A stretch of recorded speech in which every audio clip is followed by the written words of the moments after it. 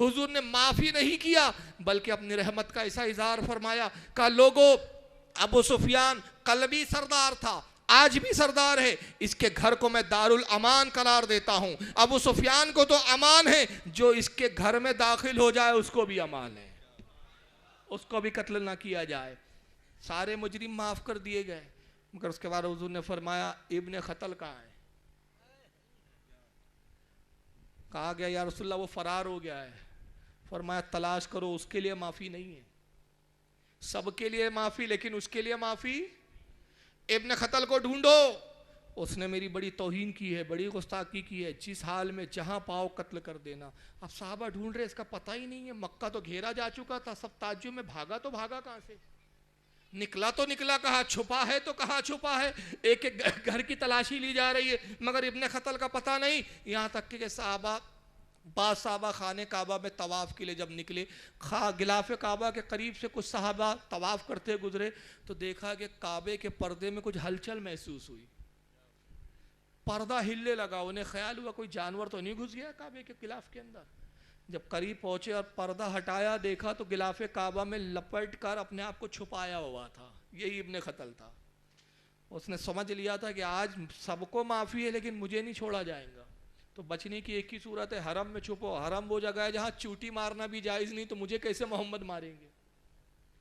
یہاں تو چوٹی بھی مارنے کی اجازت نہیں، یہ حرم ہے، یہاں پہ قتل کی اجازت نہیں، کتنا ہی بدترین دشمن ہو اس کو قتل نہیں کر سکتے۔ ارے جب چوٹی اور جو نہیں مار سکتے تو ایک انسان کو قتل کی کیسے اجازت مل سکتی ہے؟ اس نے سوچا حرم ہی ایک ایسی جگہ ہے جہاں جان بچائی جا سکتی ہے، غلاف کعبہ میں چھپایا ہوا ہے، اپنی پیٹھ کو خانے کعبہ کی دیوار سے چپکائے ہوئے۔ صحابہ نے دیکھا، اب سوچنے لگے رسول اللہ کا تو حکم ہے جہاں دیکھو وہاں قتل کرو، یہ تو غلاف کعبہ میں چھپا ہے، حرم میں چھپا ہے، اب کیا اس کو حرم میں قتل کرے؟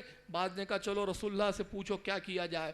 ایک صحابی آتے، یا رسول اللہ ہم نے ابن خطل کو پکڑ لیا ہے، اس کو ہم نے پا لیا، غلاف کعبہ میں چھپائے ہوئے اپنے آپ کو، حضور کیا حکم ہے؟ سرکار نے جیسی سنا جلال طاری ہوا اور جلال کی حالت میں ارشاد فرمایا، دیکھیے ایک منزل وہ بھی تھی، مسجد میں ابو بکر نے لوٹ آئے تھے تب کوئی کچھ نہیں فرمایا تھا، حضرت عمر لوٹ آئے تب کچھ نہیں فرمایا تھا، مگر ابن خطل بدترین گستاخ تھا۔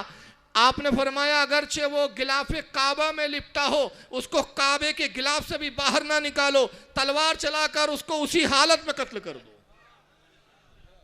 کہا یا رسول اللہ غلاف اس میں کٹ سکتا ہے؟ فرمایا کوئی پرواہ نہیں، محمد اللہ کا رسول تمہیں حکم دیتا ہے کہ جاؤ اس حالت میں قتل کر دو، اگر غلاف کعبہ بھی اس کے قتل میں کٹ جائے تو کوئی پرواہ نہیں۔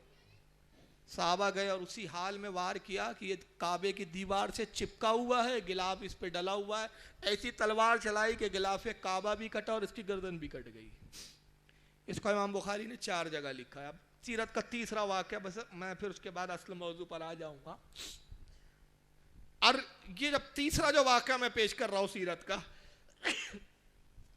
اب اس حدیث کی خاص بات کیا، یہ بھی بخاری میں، مگر پرابلم یہ ہے کہ بے عشق محمد پڑھتے ہیں یہ بخاری، آتا ہے بخاری ان کو بخاری، لیکن یہ واقعہ بھی کبھی وہابی آپ کو نہیں بیان کرے گا، وہ تو ہمیشہ یہی بتائیں گا حضور پہ پتھر مارے جاتے تھے، حضور معاف کر دیتے تھے، رسول اللہ کے راستے میں کانٹے بچھائے جاتے تھے، حضور معاف کر دیتے تھے۔ ہم نے کہا بخاری کی ان حدیثوں کو کیوں چھوڑ دیا تم نے؟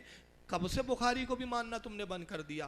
اب یہ حدیث بھی حضرت انس سے روایت ہے، اور بخاری میں کتنی جگہ امام بخاری نے لکھی پتہ ہے؟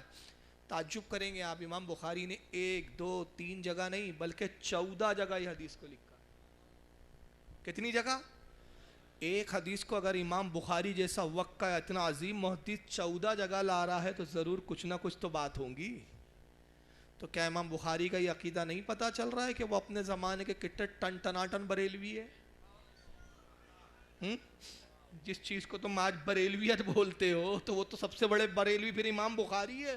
14 جگہ حدیث لایا ہے، نوٹ کر لے کہاں کا لکھا ہے انہوں نے۔ کتاب الوضو میں سب سے پہلے لایا یہ حدیث، کتاب الوضو جلد نمبر 1 حدیث نمبر 233، اور اس کے بعد یہ اب 13 حوالے مزید سن لے حدیث کے کہاں کا لکھا۔ 1501 نمبر کی حدیث، یہ بھی بخاری میں اس حدیث کو لایا دوبارہ۔ پھر حدیث نمبر 3018 پہ لایا اس حدیث کو۔ پھر حدیث نمبر 4152 پہ لایا، پھر 4193 پہ لایا، پھر 4610 پہ لایا، 5685 پہ اس حدیث کو دوبارہ لکھا، پھر اسی حدیث کو 5686 پہ ریپیٹ کیا، پھر اسی کو 5727 پہ لکھا، پھر اس کو 6802 پر، پھر حدیث نمبر 6803، حدیث نمبر 6804، حدیث نمبر 6805، حدیث نمبر 6899۔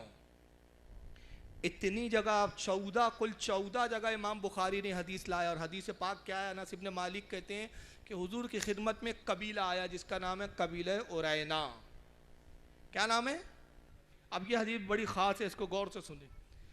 پورا ایک قبیلہ ہے۔ ابھی تو آپ سن رہے تھے ابن خطل ایک فرد واحد تھا، ایک ہی آدمی تھا نا، جس کے قتل کا حکم دیا تھا وہ بھی ایک تھا۔ اب یہ پوری جماعت آئی ہے، پورا قبیلہ آ رہا ہے، قبیلے کا نام ہے قبیلہ عرینا۔ مدینے میں آئے اور آنے کے بعد کہا محمد ہم اسلام قبول کرنا چاہتے ہیں، آپ ہمیں کلمہ پڑھا دیجئے۔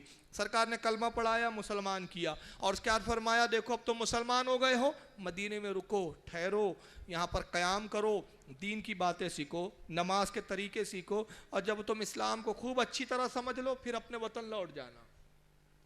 وہاں مقیم ہو گئے۔ 2 یا 3 روز کے بعد حضور کی خدمت میں آیا اور کہا محمد مدینے کی آب و ہوا میں راس نہیں آ رہی ہے، مدینے کی آب و ہوا ہمیں راس نہیں آ رہی ہے، یہاں گرمی بڑی ہے، گرمی بڑی شدید ہے، لو چلتی ہے، ہم بیمار ہو گئے ہیں، بڑے علیل ہو گئے، کمزور ہو گئے، ہم سے اٹھنا بیٹھنا ڈھنگ سے نہیں ہوتا، اے محمد ہمیں اجازت دیجئے کہ ہم لوٹ جائیں۔ حضور نے فرمایا اگر تم لوٹ جاؤ گے تو دین کیسے سیکھ پاؤ گے؟ اچھا تم بیمار ہو، میں تمہاری بیماری کا علاج کر دیتا ہوں۔ علاج یہ ہے کہ اونٹوں کے استبل میں رہو، وہاں خیمے نصب کر لو، وہاں جا کے رہو اور اونٹوں کا دودھ پیو، اونٹوں کا پیشاب پیو۔ کیا فرمایا ہے؟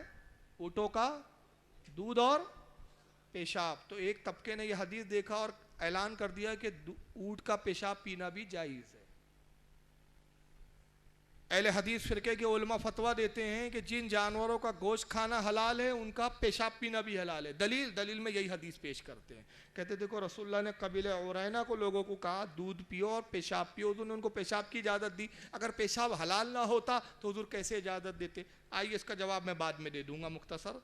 بہرحال حضور نے کہا اونٹوں کا پیشاب بھی پیو اور ان کا دودھ بھی پیو۔ بہرحال دودھ بھی پیتے تھے، پیشاب بھی پیتے تھے، چند دنوں میں موٹے تازے تندرست ہو گئے، اور جب اچھے موٹے تندرست ہو گئے تو ایک دن موقع پایا، بیت مال غنیمت کے جتنے اونٹ تھے سب لے کر بھاگ گئے، اور اس کے محافظ جتنے صحابہ تھے جو ان اونٹوں کی حفاظت کرتے تھے مال غنیمت کے، ان صحابہ کو قتل کر دیا، شہید کر دیا۔